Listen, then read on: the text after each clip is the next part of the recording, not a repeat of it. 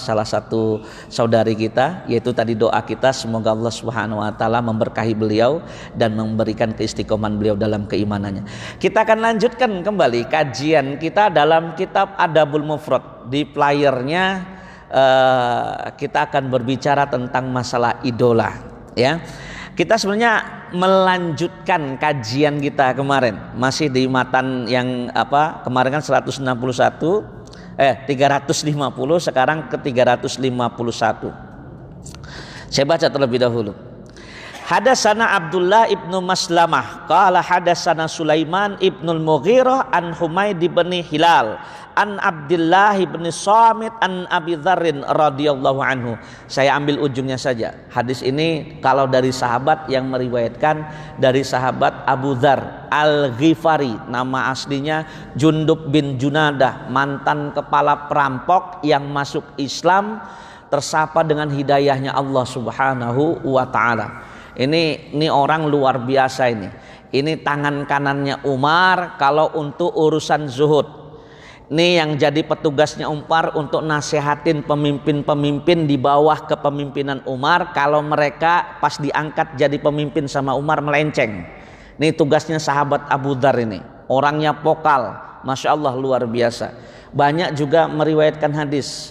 Perkataan Rasulullah yang paling terkenal tentang beliau adalah Abu Dzar masuk Islam sendirian, berjalan sendirian, meninggal sendirian. Dan hebatnya kata Rasulullah, bahkan beliau nanti ketika yang lain dibangkitkan dalam kondisi bersama-sama dengan manusia, hebatnya Abu Dzar juga akan dibangkitkan kelak sendirian karena istimewanya. Masuk Islam sendirian, padahal kepala suku, pemimpin perampok Pak. Di perang Tabuk dia pakai keledai-keledainya nyusahin, ditinggalin sama dia. Jadi kamu nih menghambat saya berjihad fisabilillah. Bekalnya diangkut, dia jalan sepanjang itu, dia ketinggalan pasukan. Sampai Rasul sudah istirahat di sebuah tempat nanya, sahabat saya Abu Dzar mana ya? Nggak ada Rasul. Apa dia nggak ikut perang ini? Ikut Rasul. Tapi kok nggak ada? Iya nggak ada. Dari jauh nampak debu berterbangan itu Pak. Ya. Nah, kata Rasul, mudah-mudahan itu Abu Dzar, mudah-mudahan Abu Dzar. Benar, kagetnya Rasul dan para sahabat, jalan kaki dia, yang lain pakai kendaraan. Loh kenapa kamu jalan kaki? Mana tunggangan kamu? Lambat jalannya Rasul. Gara-gara itu keledai saya ketinggalan rombongan. Akhirnya udahlah saya jalan kaki aja. Masya Allah kata Rasulullah, semoga Allah merahmatimu. Dia meninggal juga sendirian di padang Rabadzah. Istrinya sampai ketakutan. Ini bang gimana? Engkau sakaratul maut ini. Siapa yang mau nguburin? Tenang. Saya dikasih kabar sama Rasul. Saya akan meninggal sendirian. Tapi yang mengurus jenazah saya adalah orang-orang yang beriman. Ya karena memang Abu Dzar udah pernah mendengar sabda itu. Dan memang benar. Di hari dia meninggal, Ali bin Abi Thalib beserta sahabat-sahabatnya bermaksud ingin mengunjungi sahabat Abu Dzar di padang Rabadzah tersebut. Akhirnya nyampe sono, Abu Dzarnya meninggal. Maka kemudian dia meninggal dalam kondisi sendirian, tapi yang mengurusi jenazahnya adalah sahabat-sahabat yang dijamin masuk surga. Allahu Akbar. Ya, ini beliau yang meriwayatkan. Qultu, kata sahabat Abu Dzar, saya berkata, ya Rasulullah, wahai Rasulullah, ar-rajul yuhibbul qaum. Seseorang mencintai suatu kaum, wala yastati'u ayyal haqqa bi amalihim, tapi enggak bisa beramal seperti amal kaum yang dia cintai tersebut. Wah, ini hebat nih. Abu Dzar itu mempergunakan gaya bahasa yang luar biasa. Rasul gimana ya Rasul?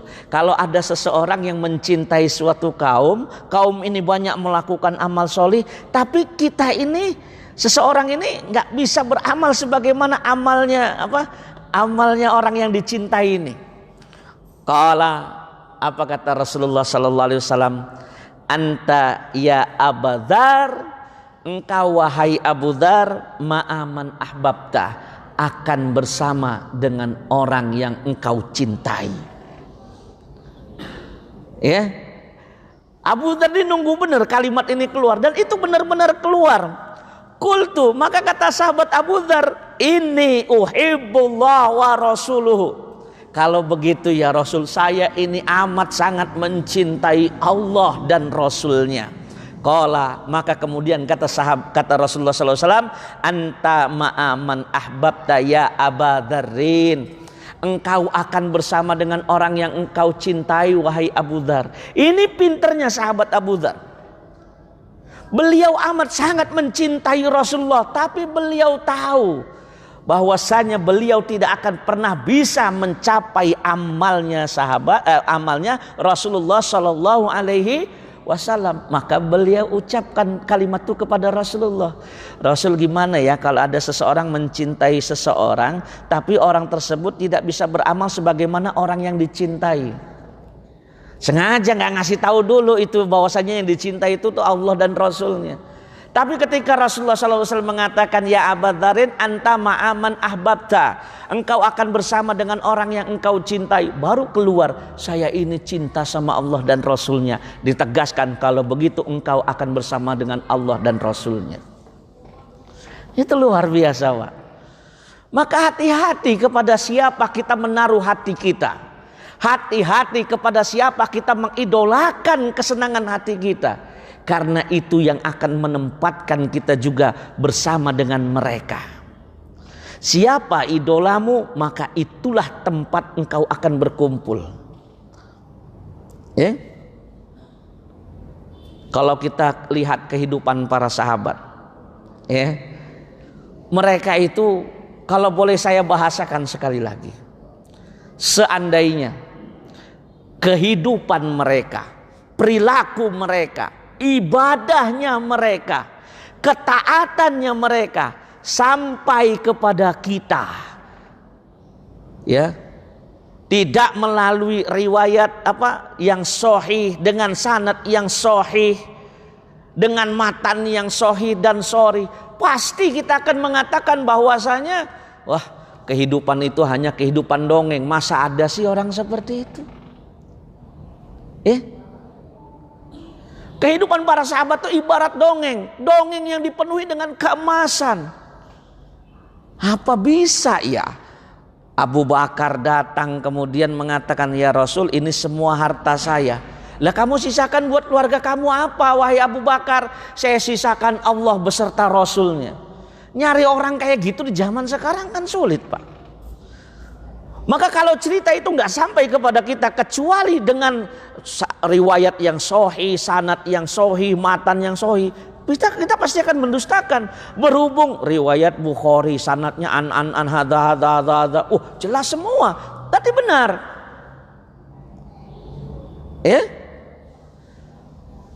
Zamannya para sahabat, termasuk zamannya para tabi'in, para tabi'ut tabi'in, zaman yang dipenuhi dengan fastabiqul khairat, berlomba-lomba dengan kebajikan.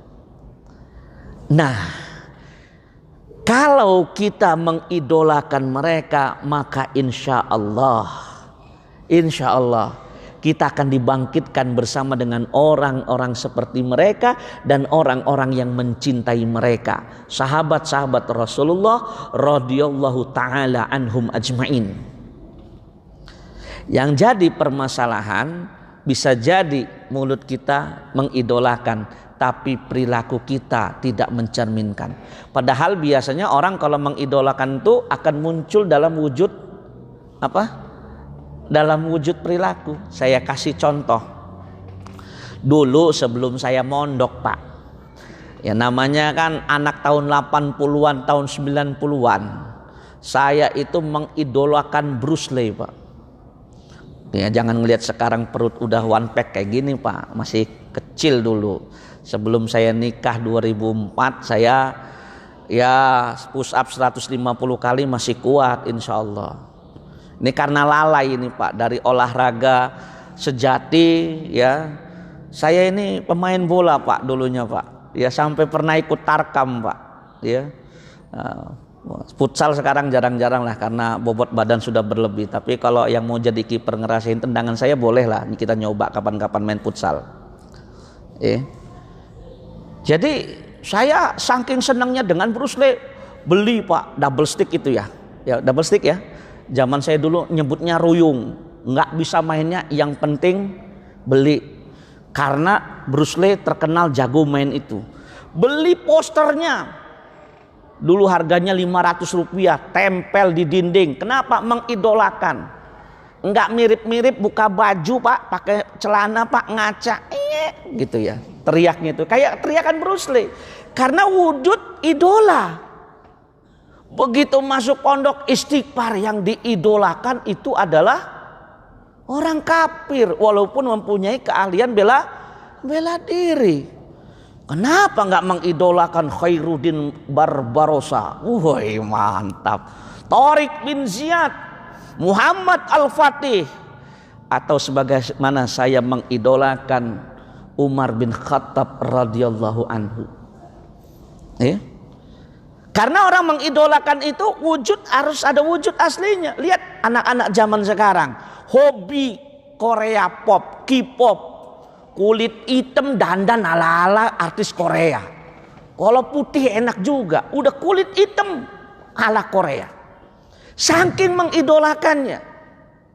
Nah terkadang sekarang orang ditanya, siapa idolamu? Rasulullah. Sholatnya nyelisihin Rasul, puasanya nyelisihin Rasul, sodakohnya nyelisihin Rasul, semuanya serba nyelisihin Rasul. Terus letak idolamu di mana? Kan harusnya begitu. Ya. Nih, maaf nih. Saya nggak mau berdebat hukum masalah jenggot. Antara yang mengatakan melihara jenggot wajib, antara yang mengatakan melihara jenggot ini sunnah, sama antara yang mengatakan mubah, antara yang mengatakan cukur jenggot itu haram, ada yang mengatakan cukur jenggot itu makruh, ada hadisnya yang mengatakan kalau lebih dari segenggam boleh dicukur. Itu banyak semua hadisnya. Saya nggak mau terlibat itu semua. Yang saya tahu Rasul itu berjenggot, Abu Bakar itu berjenggot, Umar itu berjenggot, Utsman, Ali, rata-rata para sahabat yang dijamin masuk surga berjenggot. Kalau ada orang mempertanyakan kepada saya, kenapa tuh jenggot jelek aja dipelihara? Jawaban saya satu, karena Nabi Muhammad ya berjenggot. Saya idola Nabi Muhammad, saya ikutin. Sampai saya pernah diajak bicara tentang masalah hukum jenggot. Saya nggak mau. Anda mau punya jenggot mau dicukur silakan, itu keyakinan Anda. Tapi bagi saya ini, saya bilang harga mati. Baru beberapa hari yang lalu saya ditanya, Ustadz, jenggot Ustadz tuh pernah dicukur nggak? Enggak, demi Allah. Ini kalau basah pak, kelihatan lucunya bukan main pak. Dan saya beritahu antum semua, ini perjuangan numbuhinnya begitu luar biasa. Saya lahir dari keturunan bapak saya itu pak. Jangankan jenggot, bulu kaki nggak punya. Saya baca, saya masuk pondok, yang pertama kali saya gemari itu adalah sirahnya para sahabat. Saya sudah mau baca sirah 60 sahabat tuh dari yang pakai kitab kuning itu pak, yang kertas stensil itu, sampai sekarang punya yang modernnya. Ya. Urutan 60 para sahabat tuh rata-rata itu saya udah pernah baca semua pak. Dan rata-rata mereka berjenggot, timbullah keinginan pak. Ya. Saya dulu di pondok pesantren ada seorang ustadz yang sampai nasihatin saya, Ardiansah, jenggot itu karunia dari Allah, jangan dipaksain. Kenapa? Tiap mau malam itu pak, mau tidur itu, saya dulu rela pak, uang jajan saya beliin minyak Firdaus, campur dengan kettle. Tahu nggak pak, kettle itu hewan yang di bawah tanah itu. Tangkep, matiin, bakar, minyaknya saya campur dengan minyak Firdaus. Jadi pernah sekali saya kerazia sama Ustadz, antum kenapa ini antum kotornya bukan main? Obat jenggot pak Ustadz, saya bilang. Saking pengen punya jenggot, ini hasilnya nih pak. Makanya saya ditanya, Ustadz pernah nyukur nggak? Enggak. Saya nggak mau berdebat masalah hukum. Yang saya tahu Rasul berjenggot, saya mengidolakan Rasulullah, maka saya mencoba berjenggot. Gak usah berdebat masalah hukum. Ya, Rasul berjenggot. Saya gampang aja pak kalau ditanya, Ustadz kenapa celananya kayak kebanjiran, tidak isbal. Saya tahu pak, ya, kalau dalam masalah perdebatan hukum isbal itu kalau disertai dengan rasa sombong maka dia haram. Kalau tidak, ulama masih ikhtilaf. Itu saya keluar dari ranah itu. Kenapa? Kalau saya nggak mau bicara masalah itu. Setahu saya Rasulullah pakaiannya tidak di bawah mata kaki. Selesai masalah. Hasilnya luar biasa Pak. Jadi pernah saya tuh Pak di Madinah Pak. Ini saya kaget, kenal enggak apa enggak. Datang orang Arab itu Pak, assalamualaikum, waalaikumsalam. Dia ngambil peci saya, dibuka, dicium ubun-ubun saya. Habis itu dia elus jenggot saya. Dia ngomong begini nih, ya Pak, yang membuat saya terharu itu. Dia ngomong begini nih, ini sebenarnya omongan kayak ngejek tapi ngebesarin hati. Dia ngomong begini nih, kalau diterjemahin gini nih. Kalau jenggot kayak gini aja ditumbuhin, berarti engkau ini amat sangat mencintai Rasulmu. Wah, diomongin begitu makin yakin saya. Dia kan sebenarnya kalau jenggot kayak gini aja ditumbuhin, kata dia, berarti engkau ini amat sangat mencintai Rasulmu karena Rasulmu berjenggot. Ya. Itu anak saya Umar dulu kecilnya sering bener Pak ngeginiin jenggot saya. Kobi nggak rata Bi, ada satu yang panjang, ada yang satu ngelingker kalau di ini nih. Ya, karena memang aslinya ini hasil apa ya Pak? Hasil obat ini Pak. Saking ininya gitu loh. Kenapa? Karena mengidolakan. Wujud idola itu ada dalam kehidupan kita. Sholatnya kita mengikuti Rasulullah. Ya, kenapa? Harapan kita Pak, kita tidak bisa beramal seperti Rasul dan para sahabatnya. Tapi harapan kita suatu saat kita kelak akan dibangkitkan oleh Allah di tengah-tengah mereka. Amin ya Rabbal.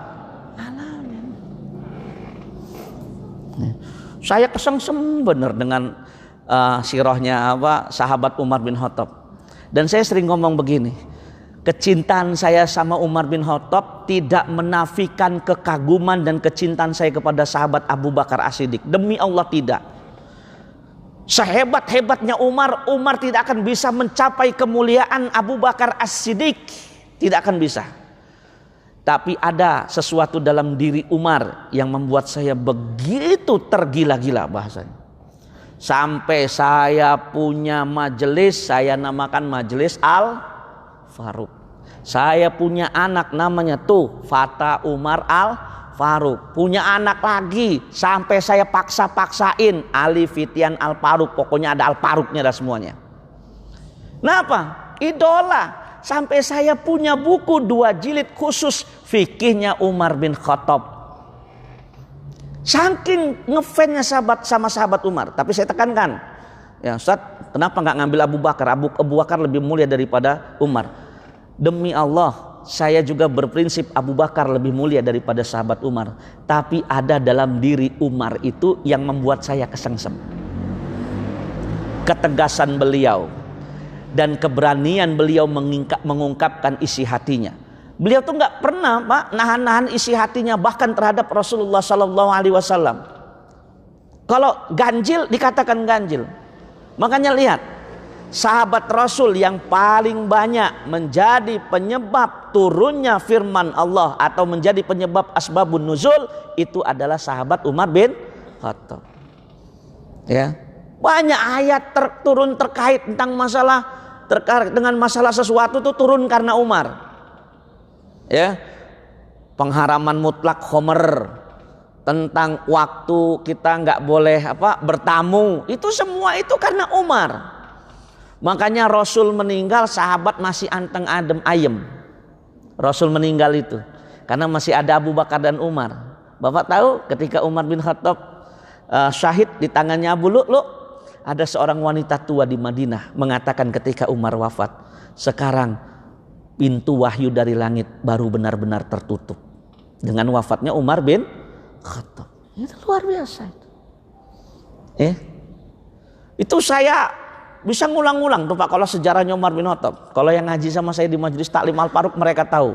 Saya tuh kalau sudah nyeritain sahabat Umar, yang lain tuh 1 seri, Umar tuh bisa 4 seri Pak. Bagian kedermawanannya Umar, bagian ketawaduannya Umar, bagian ketegasannya Umar, bagian ketaatannya Umar. Harapannya enggak lain Pak, mudah-mudahan suatu saat kelak kita akan dibangkitkan beserta dengan Umar dan orang-orang yang mencintai Umar. Karena tidak ada orang yang mencintai Umar melainkan karena mereka ingin beramal seperti Umar bin Khattab radhiyallahu anhu. Ya. Itu luar biasa kalau bagi saya Pak, sahabat Umar itu nggak apa-apa dah nggak bisa beramal seperti Umar. Ya, Umar itu Pak dengar surat Ara'aital ladzi yukadzibu biddin, gelepak, pingsan. Kata Atikah istrinya, katanya, suamiku tuh gagah ditakuti oleh musuhnya, tapi kalau membaca ayat yang terkait tentang azab, maka dia akan bergetar sebagaimana takutnya bergetarnya burung pipit. Baca surat Al-Ma'un bisa pingsan. Kita imam baca surat Al-Ma'un kita anteng aja, ngerti juga kagak kita artinya. Ya, Bapak cari, kalau saya tidak salah saya Sudes pernah nangis baca surat Al-Ma'un. Ustadz kita juga nangis, kita mah nangisnya karena ngikut dia nangis. Ya, saya nyoba nyelamin, ya Allah ya ketakutan seseorang. Baca surat Al-Ma'un. Ara'aital ladzi yukadzibu biddin. Tahu nggak kamu orang-orang yang mendustakan agama? Udah deg-degan duluan itu Pak. Aduh, masuk nggak saya ya? Fadzalikal ladzi yad'ul yatim. Alhamdulillah nggak pernah membentak, menghardik anak yatim. Wala yahuddu 'ala tu'amil miskin. Alhamdulillah saya nggak pelit-pelit amat. Kadang-kadang begitu kita Pak. Umar tuh takut benar dengan ayat-ayat yang bersifat azabnya Allah Subhanahu wa taala. Ya. Maka mari Pak, kita wujudkan idolanya kita siapa? Harusnya kita kiblatkan kepada mereka. Kalau ingin ya misalkan kelemah lembutan, belajarlah kepada Abu Bakar As-Siddiq. Kalau menurut saya Abu Bakar As-Siddiq itu yang paling lebih di hadapan sahabatnya yang lain adalah As-Siddiqnya. Salah satu sifat Siddiq itu Pak, nggak pernah ragu Pak. Ya, Bapak baca dalam sirahnya Abu Bakar As-Siddiq itu Pak. Abu Bakar As-Siddiq itu terkenal dengan perkataan, kalau yang mengatakan Allah dan Rasulnya benarlah ia. Makanya beliau jadi As-Siddiq Pak. Kalau kita kan enggak. Kata Allah, wala ta'kulur riba, jangan makan harta riba. Oh nanti dulu itu penjabaran ustadznya salah enggak itu?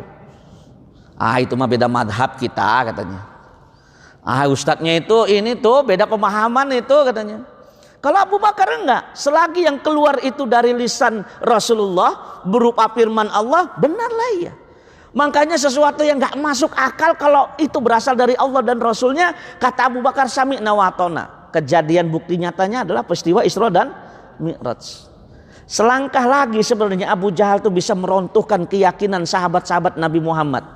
Semua sudah dibuat ragu. Sekelas Utsman bin Affan didatengin sama Abu Jahal saja. Utsman, tahu nggak sahabat kamu masa ngaku-ngaku tadi sepertiga akhir malam diperjalankan sama Allah. Ya, dari Masjidil Haram ke Masjidil Aqsa, kemudian Mi'raj ke Sidratul Muntaha, bolak-balik. Percaya nggak? Utsman diam. Katanya berhasil diprovokasi semua. Tinggal Abu Bakar yang memang rumahnya berjauhan. Kalau CS-nya nih Muhammad runtuh, habis nih pengikutnya Muhammad gitu ya. Tapi dia gigit jari, diketok rumahnya Abu Bakar. Abu Bakar, apa kata Abu Bakar? Temen kamu itu buat gaduh tadi malam, ngaco katanya. Kenapa katanya? Masa dia bilang habis diisrokan dari Masjidil Haram ke Masjidil Aqsa, Sidratul Muntahanya dalam waktu sepertiga malam. Dengan santainya Abu Bakar mengatakan, kata Abu Bakar katanya, kalau yang berkata Allah dan Rasulnya benarlah dia. Hancur Abu Jahal. Sahabat yang lain balik lagi. Makanya kata Rasulullah, anta ya Abi Bakrin As-Siddiq. Engkau wahai Abu Bakar adalah As-Siddiq. Jadi kalau pengen keistimewaan Abu Bakar tuh letaknya di situ. Pengen belajar tentang pemimpin yang amat sangat disegani baik oleh kawan ataupun lawan. Pemimpin yang merupakan satu-satunya sahabat Rasulullah yang pernah diberitakan setan takut ketemu sama pemimpin ini, ya Umar bin Khattab. Pengen ya mengidolakan orang yang dermawan, belajarnya kepada Utsman bin Affan, kepada Abdurrahman bin Auf. Pengen belajar kepada pemuda yang dikatakan sebagai babul ilm, panglima perang, yang kalau duel nggak pernah kalah, belajarnya kepada Ali bin Abi Thalib radhiyallahu anhu. Ya, pengen belajar menjadi penakluk kota besar, belajar kepada sejarahnya Muhammad Al-Fatih. Ya, kan banyak tokoh-tokoh dalam syariat Islam ini Pak. Kita jadikan mereka sebagai idola. Ya, pengen jadi orang miskin yang sukses. Ada orang miskin yang sukses, ada. Siapa? Sahabat Abdullah bin Mas'ud. Abdullah bin Mas'ud itu orang miskin yang sukses, sukses dunia, sukses akhirat. Ya, itu luar biasa. Ya, kalau pengen yang jomblo misalkan, udah ini ya, pengen belajar dari jomblo yang bahagia dunia akhirat, belajarnya sama sahabat Julaibib. Jadi perhatikan dengan siapa kamu menaruh hatimu, perhatikan siapa idolamu. Masya Allah ya, kita terbatas dengan waktu ya. Jadi itulah ikhwani fillah rasyadakumullah, bapak-bapak ibu-ibu sekalian ya. Jadi hati-hati kepada siapa kita menaruh hati kita. Semoga kajian yang singkat ini memberikan faedah, memberikan keberkahan bagi kita. Semoga Allah Subhanahu wa taala mengistiqomahkan kita dalam setiap amal soleh kita. Barakallahu fikum, subhanakallahumma wa bihamdika, asyhadu an la ilaha illa anta, astaghfiruka wa atubu ilaik. Aqulu qauli hadza wa billahi taufiq wal hidayah. Assalamualaikum warahmatullahi wabarakatuh.